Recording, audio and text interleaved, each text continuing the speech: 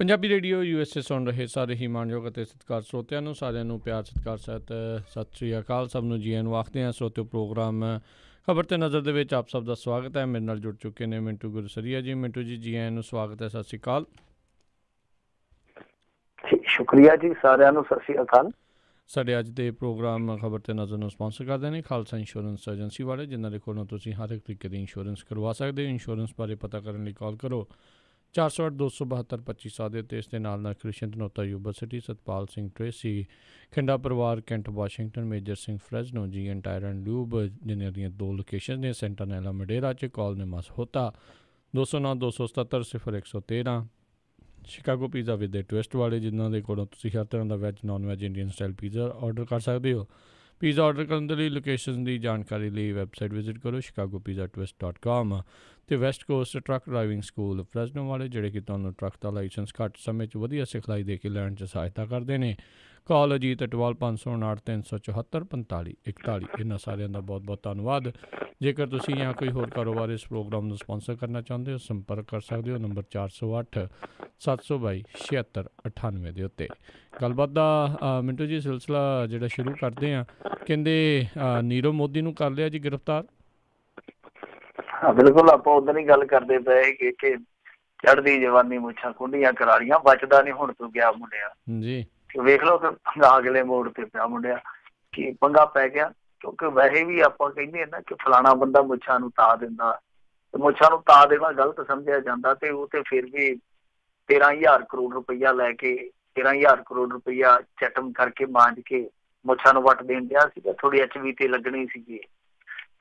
ਭਾਰਤੀ ਸਰਕਾਰ ਜਿਹੜੀ ਕਿ ਇਸ ਮੁੱਦੇ ਤੇ ਪਹਿਲਾਂ ਹੀ ਕਰਦੀ ਪਈ ਸੀਗੀ, ਉਹਨਾਂ ਦੀ ਏਜੰਸੀ ਨੇ ਕੁਛ ਤੇਜ਼ੀ ਦਿਖਾਈ। ਵੈਸਟਮਿੰਸਟਰ ਕੋਰਟ ਦੇ ਵਿੱਚ ਉਹਨਾਂ ਨੇ ਨਾਲ ਦੀ ਨਾਲ ਐਪਲੀਕੇਸ਼ਨ ਪਾਈ। ਉਸ ਤੋਂ ਬਾਅਦ ਉਹਦਾ ਅਰੈਸਟ ਵਾਰੰਟ ਜਾਰੀ ਹੋ ਗਿਆ ਸੀਗਾ। ਤੇ ਇਹ ਤਵੱਕੋ ਸੀਗੀ, ਇਹ ਉਮੀਦ ਸੀਗੀ ਕਿ ਉਹਦੀ ਗ੍ਰਿਫਤਾਰੀ ਹੋ ਜਾਣੀ ਆ, ਕਿਉਂਕਿ ਇੱਕ ਭਾਰਤ ਵਰਗਾ ਸਿਸਟਮ ਤੇ ਹੈ ਨੀਗਾ ਕਿ ਇੱਥੇ ਇੱਕ ਵਾਰੀ ਲੁੱਕ ਆਊਟ ਸਰਕੂਲਰ ਜਾਰੀ ਹੁੰਦਾ, ਦੂਸਰੀ ਦਫਾ ਫਿਰ ਉਹ ਕੈਂਸਲ ਹੋ ਜਾਂਦਾ, ਬਦਲ ਦਿੱਤਾ ਜਾਂਦਾ, ਤੇ ਆਰਾਮ ਦੇ ਨਾਲ ਇੱਕ ਕਾਰੋਬਾਰੀ ਜਹਾਜ਼ ਭਰ ਕੇ ਸਮਾਨ ਦਾ ਇੱਥੋਂ ਨਿਕਲ ਜਾਂਦਾ। ਉਹਦਾ ਨਾਂ ਹੈ ਵਿਜੇ ਮਾਲੀਆ। ਤਾਂ ਖੈਰ ਇਹ ਸਾਰੀਆਂ ਚੀਜ਼ਾਂ ਜਿਹੜੀਆਂ ਉਹ ਸਾਡੇ ਤੇ ਇੱਥੇ ਵਾਪਰ ਜਾਂਦੀਆਂ, ਪਰ ਉੱਥੇ ਪਤਾ ਸੀਗਾ ਕਿ ਗ੍ਰਿਫਤਾਰੀ ਹੋਊਗੀ। ਤੇ ਗ੍ਰਿਫਤਾਰੀ ਤੋਂ ਬਾਅਦ ਕੀ ਹੋ ਸਕਦਾ ਉਹ ਅਲੱਗ ਸੋਚਣ ਵਿਚਾਰਨ ਦਾ ਵਿਸ਼ਾ ਹੈ। ਗ੍ਰਿਫਤਾਰੀ ਹੋ ਗਈ 29 ਮਾਰਚ। ਹੁਣ ਇਸ ਮਾਮਲੇ ਦੀ ਸੁਣਵਾਈ ਪਾਈ ਗਈ ਆ। ਦੂਜੀ ਚੀਜ਼ ਇਹ ਆ ਕਿ ਉਮੀਦ ਕੀਤੀ ਜਾ ਰਹੀ ਹੈ ਕਿ ਇਹਨੂੰ ਜ਼ਮਾਨਤ ਮਿਲ ਸਕਦੀ ਹੈ।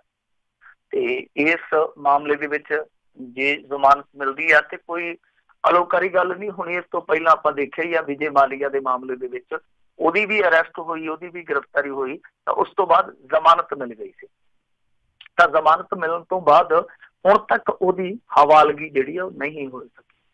ਉਹ ਕਦੋਂ ਸੰਭਵ ਹੁੰਦੀ ਆ ਉਹ ਇੱਕ ਵੱਖਰਾ ਸਵਾਲ ਹੈ। ਨੀਰਵ ਮੋਦੀ ਦੀ ਹਵਾਲਗੀ ਤੱਤ ਫੱਟ ਹੋ ਜਾਊਗੀ, ਇਹਦਾ ਵੀ ਇਮਕਾਨ ਬਹੁਤ ਘੱਟ ਹੈ। ਵੈਸੇ ਵੀ ਜੇ ਤੁਸੀਂ ਵੇਖੋਗੇ ਤਾਂ ਇਹਨਾਂ 16 ਸਾਲਾਂ ਦੇ ਵਿੱਚ 23 ਮੁਲਕਾਂ ਚੋਂ ਇਹਨਾਂ ਨੇ 65 ਭਗੌੜੇ ਲਿਆਂਦੇ ਆ। ਤੇ ਜੇ ਗੱਲ ਕਰੀਏ ਯੂਕੇ ਦੀ, ਯੂਕੇ ਦੇ ਵਿੱਚੋਂ ਸਿਰਫ ਇੱਕ ਲਿਆਂਦਾ ਜਾ ਸਕਿਆ। ਯੂਕੇ ਦਾ ਹਵਾਲਗੀ ਵਾਲਾ ਜਿਹੜਾ ਰਿਕਾਰਡ ਹੈ, ਜਿਹਨੂੰ ਆਪਾਂ ਟਰੈਕ ਰਿਕਾਰਡ ਕਹਿੰਦੇ ਹਾਂ, ਉਹ ਪਿਛਲੇ ਸਮੇਂ ਦੇ ਦੌਰਾਨ ਕੋਈ ਬਹੁਤਾ ਸੁਖਾਵਾਂ ਨਹੀਂ। ਬਹੁਤ ਮੰਜੇ ਹੋਏ ਖਿਡਾਰੀ ਉੱਥੇ ਬੈਠੇ ਆ, ਜਿੱਦਾਂ ਗੁਲਸ਼ਨ ਕੁਮਾਰ ਹੱਤਿਆਕਾਂਡ ਦਾ ਇੱਕ ਦੋਸ਼ੀ ਆ। ਇੱਥੇ ਵਾਰ ਰੂਮ ਲੀਕਸ ਦਾ ਖੁਦ ਨੇਵੀ ਦਾ ਇੱਕ ਕਮਾਂਡਰ ਭਗੌੜਾ ਉੱਥੇ ਆ। ਲਲਿਤ ਮੋਦੀ ਉੱਥੇ ਆ। ਇੱਕ ਹੋਰ ਹਥਿਆਰਾਂ ਦਾ ਦਲਾਲ ਉੱਥੇ ਆ। 93 ਬੰਬ ਧਮਾਕਿਆਂ ਦਾ ਬਹੁਤ ਵੱਡਾ ਇੱਕ ਦੋਸ਼ੀ ਉੱਥੇ ਬੈਠਾ। ਉਹ ਦੇਖਦੇ ਆ ਕਿ ਇਹ ਹਵਾਲਗੀ ਹੁੰਦੀ ਹੈ ਜਾਂ ਨਹੀਂ ਹੁੰਦੀ। ਜੇ ਹੁੰਦੀ ਹੈ ਤੇ ਕਦੋਂ ਹੁੰਦੀ। ਜੀ ਜੀ ਜੀ।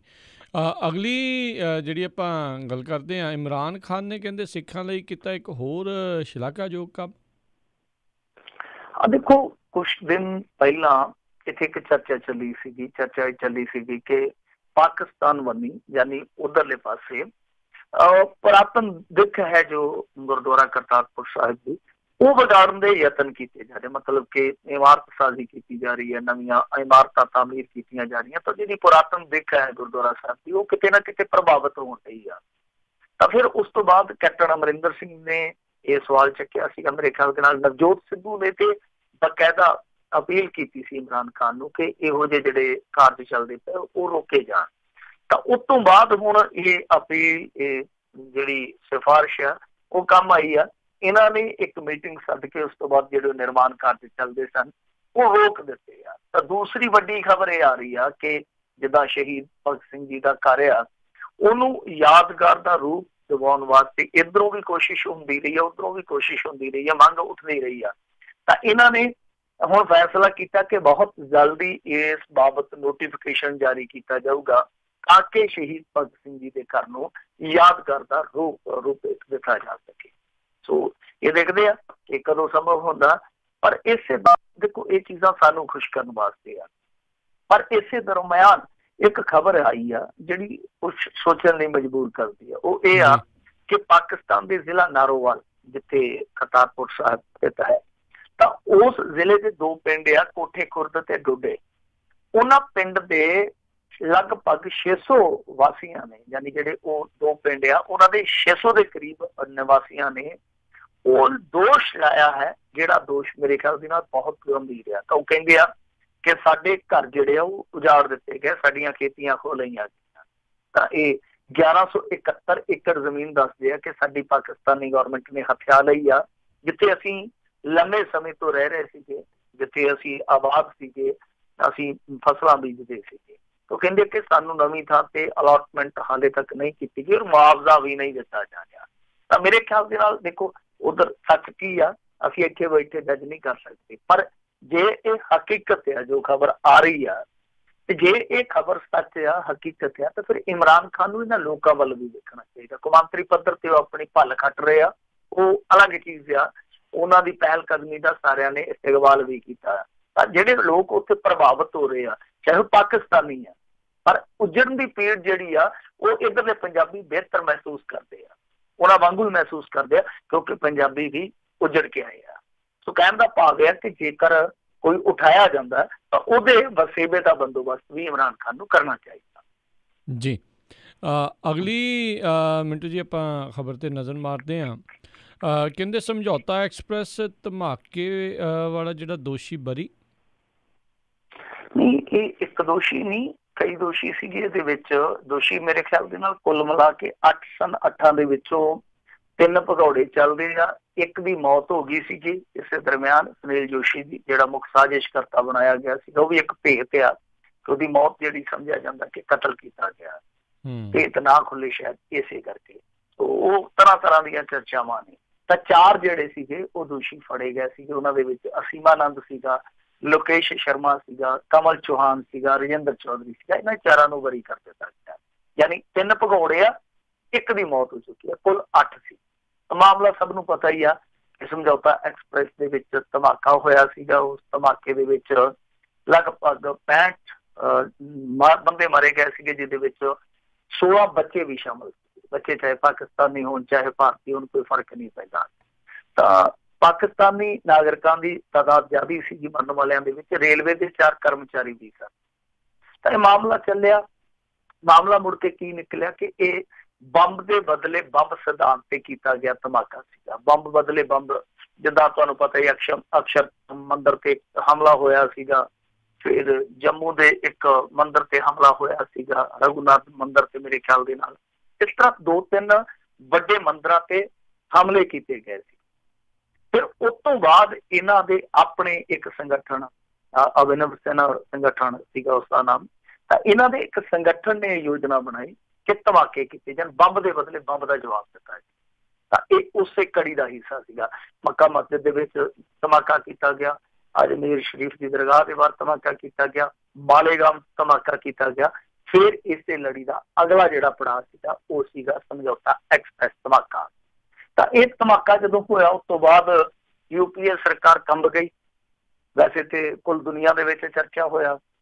ਤਾਂ ਮੁੱਢਲੇ ਤੌਰ ਤੇ ਹੀ ਪਤਾ ਲੱਗਿਆ ਸੀਗਾ, ਕਿਉਂਕਿ ਜਿਹੜੇ ਸੂਟਕੇਸ ਧਮਾਕੇ ਵਾਸਤੇ ਵਰਤੇ ਗਏ ਸੀ ਉਹਨਾਂ ਦੇ ਵਿੱਚੋਂ ਇੱਕ ਸੂਟਕੇਸ ਦਾ ਥੋੜਾ ਜਿਹਾ ਕਵਰ ਬਰਾਮਦ ਹੋ ਗਿਆ ਸੀਗਾ, ਤੇ ਉਹ ਇੰਦੌਰ ਤੋਂ ਸੀਗਾ। ਸ਼ਾਇਦ ਇੰਦੌਰ ਦੇ ਇੱਕ ਬਾਜ਼ਾਰ ਚੋਂ ਖਰੀਦਿਆ ਗਿਆ ਸੀ, ਜਿੱਥੋਂ ਸਾਰੀ ਪੋਲ ਖੁੱਲ ਗਈ।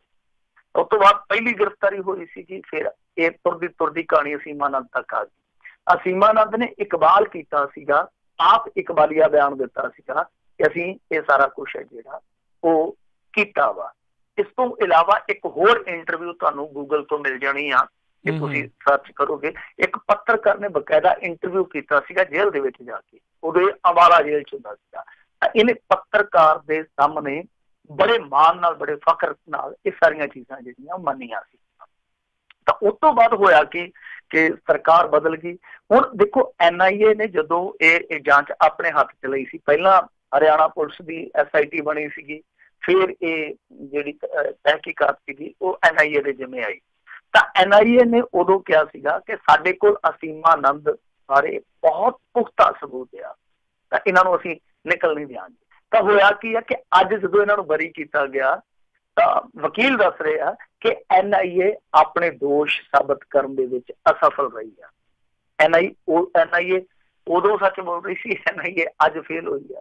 ਇੱਕ ਬਹੁਤ ਵੱਡਾ ਵਿਸ਼ਾ ਕਿ ਇੰਨੀਆਂ ਜਾਨਾਂ ਜਿਹੜੀਆਂ ਗਈਆਂ ਉਹਨਾਂ ਦਾ ਜ਼ਿੰਮੇਵਾਰ ਕੌਣ ਹੈ, ਇਹ ਬਹੁਤ ਵੱਡਾ ਸਵਾਲ ਆ। ਤਾਂ ਅਸੀਮਾ ਆਨੰਦ ਅੱਗੇ ਵੀ 2 ਮੁਕੱਦਮਿਆਂ 'ਚੋਂ ਬਰੀ ਹੋ ਗਿਆ, ਔਰ ਕਮਾਲ ਦੀ ਗੱਲ ਇਹ ਹੈ ਕਿ ਉਹਨਾਂ ਬਰੀ ਹੋਏ ਮੁਕੱਦਮਿਆਂ ਨੂੰ ਅੱਗੇ ਚੈਲੰਜ ਨਹੀਂ ਕੀਤਾ, ਜਿਹੜੀ ਕਿ ਸਟੇਟ ਦੀ ਮੁੱਢਲੀ ਜ਼ਿੰਮੇਵਾਰੀ ਹੈ, ਸਰਕਾਰ ਦੀ ਮੁੱਢਲੀ ਜ਼ਿੰਮੇਵਾਰੀ ਹੈ।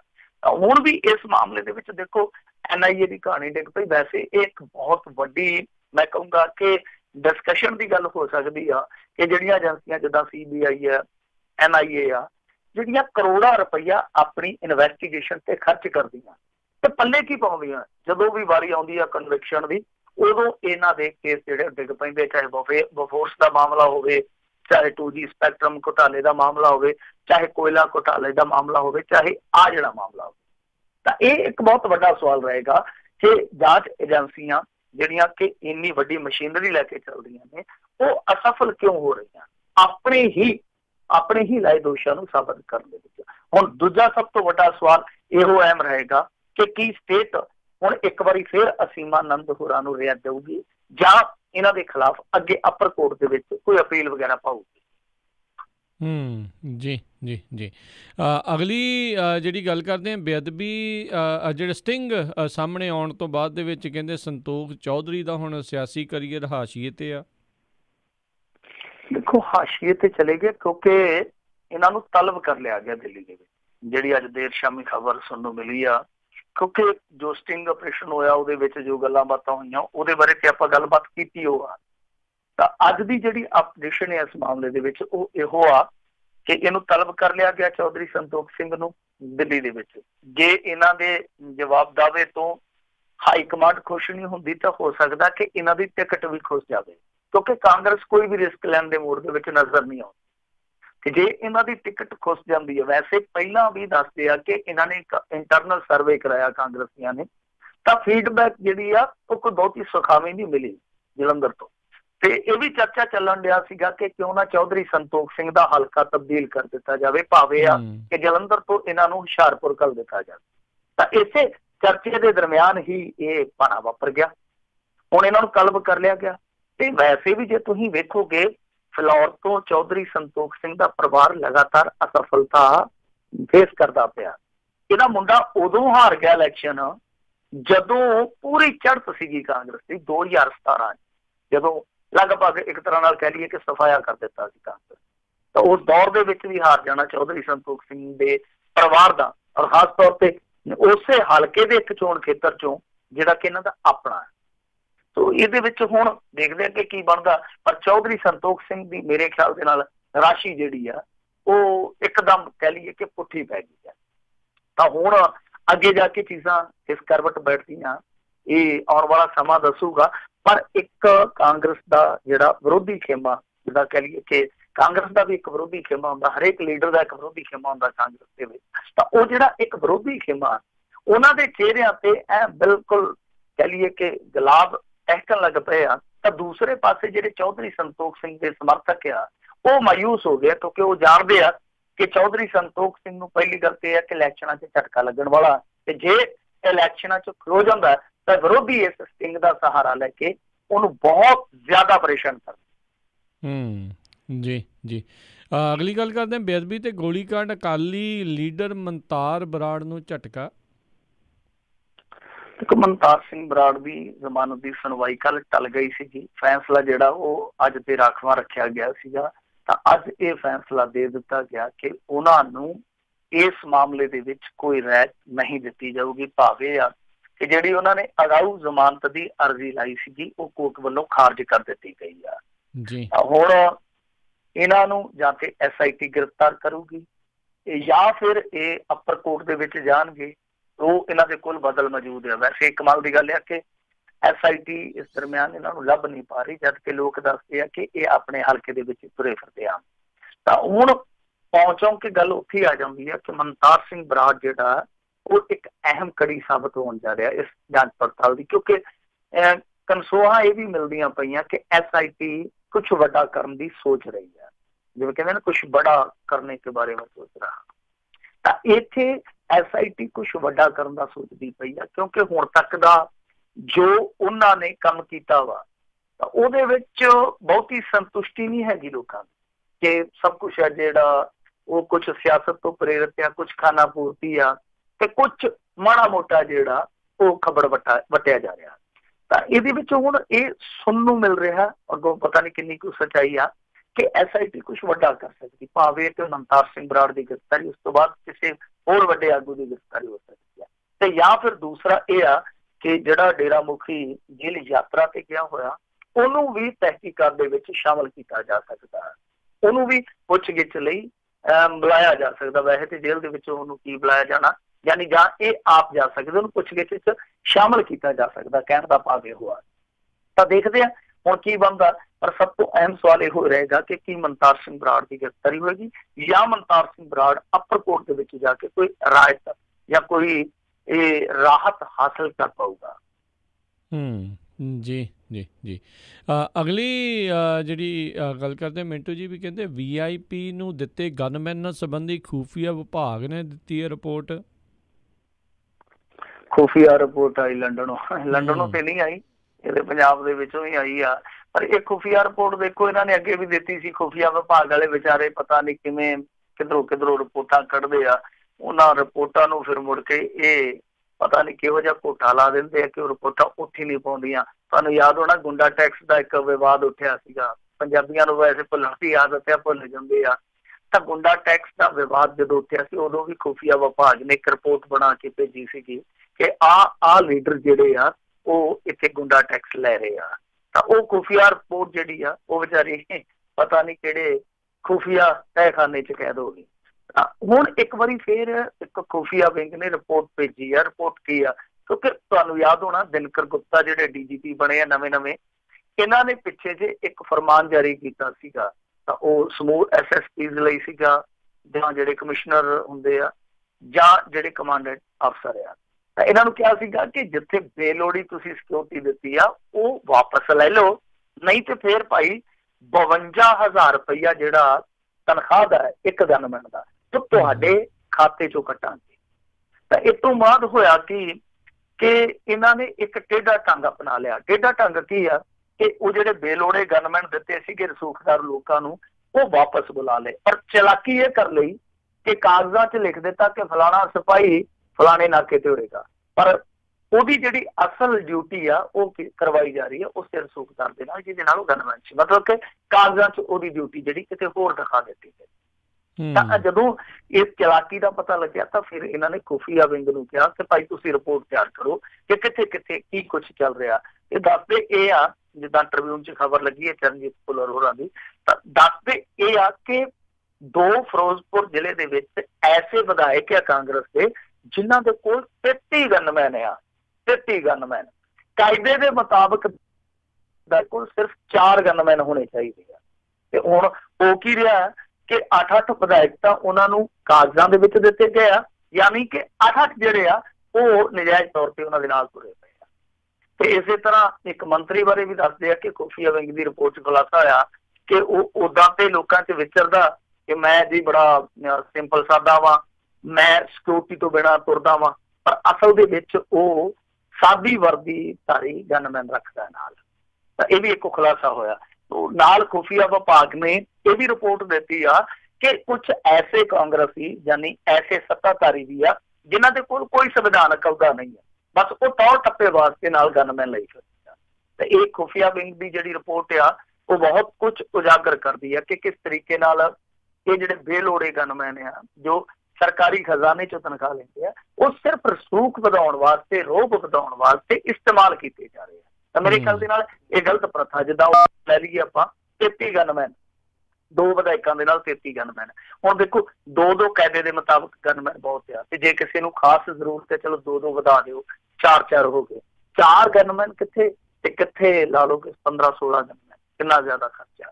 ਤਾਂ ਇਹ ਚੀਜ਼ ਜਿਹੜੀ ਆ ਇਹ ਮੇਰੇ ਖਿਆਲ ਦੇ ਨਾਲ ਇੱਕ ਰਿਵਿਊ ਮੰਗਦੀ ਆ। ਰਿਵਿਊ ਹੋਣਾ ਚਾਹੀਦਾ ਕਿ ਕਿੱਥੇ ਕਿੰਨੇ ਗਨਮੈਨ ਚਾਹੀਦੇ ਆ। ਹੁਣ ਜਿੱਦਾਂ ਇੱਕ ਆਮ ਆਦਮੀ ਪਾਰਟੀ ਦਾ ਗਨਮੈਨ, ਵੈਸੇ ਤਾਂ ਕਹਿੰਦੇ ਜੀ ਅਸੀਂ ਲੈਣੇ ਨਹੀਂ ਗਨਮੈਨ, ਚਲੋ ਫਿਰ ਵੀ ਸਿਕਿਉਰਿਟੀ ਕੰਸਰਨ ਆ, ਤਾਂ ਮੰਨ ਲਓ ਇਹ ਆਮ ਆਦਮੀ ਪਾਰਟੀ ਇੱਕ ਵਿਧਾਇਕ ਜਿਹੜੇ ਉਹ ਰੱਖਦਾ 3-4 ਗਨਮੈਨ, ਤਾਂ ਇੱਕ ਸੱਤਾਧਾਰੀ ਆ ਕਿਉਂਕਿ ਉਹ ਵੀ ਸਰਕਾਰ ਆ, ਉਹ ਰੱਖਣ ਡਿਆ 13-14-15, ਯਾਨੀ ਵਿਧਾਇਕ ਅਹੁਦੇ ਦੇ ਜੇ ਆਪਾਂ ਦੇਖੀਏ ਲਿਹਾਜ਼ ਨਾਲ ਤਾਂ ਦੋਨੇ ਬਰੋਬਰ ਆ, ਪਰ ਇੱਕ 4 ਨਾਲ ਸਾਰ ਰਿਹਾ, ਇੱਕ 14 ਨਾਲ ਸਾਰ ਰਿਹਾ। ਇਹ ਰਿਵਿਊ ਹੋਣਾ ਚਾਹੀਦਾ, ਇੱਕ ਬਣਾਉਣੀ ਚਾਹੀਦੀ ਹੈ ਇਹਨਾਂ ਨੂੰ, ਕੋਈ ਬਾਡੀ ਬਣਾਉਣੀ ਚਾਹੀਦੀ, ਕੋਈ ਕਮੇਟੀ ਬਣਾਉਣੀ ਚਾਹੀਦੀ ਆ ਜੋ ਰਿਵਿਊ ਕਰਕੇ ਜਿੱਥੇ ਲੋੜੀਂਦੀ ਆ ਸੁਰੱਖਿਆ ਉੱਥੇ ਮੁਹੱਈਆ ਕਰਵਾਵੇ, ਜਿੱਥੇ ਬੇਲੋੜੀ ਉੱਥੇ ਵਾਪਸ ਕਰਵਾਵੇ।